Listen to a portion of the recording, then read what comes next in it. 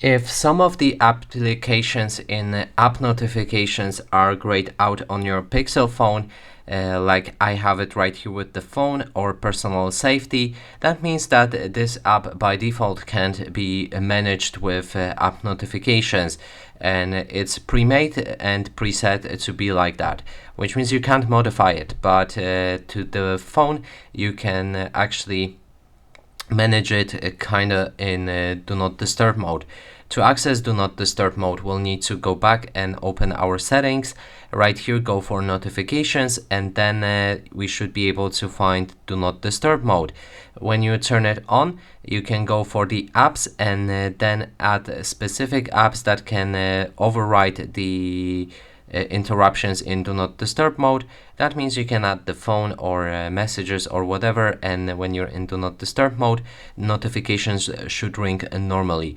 And if you have a problem that more apps are turned off that way, then maybe your do not disturb mode is always active and you can switch it off right here to fix that problem.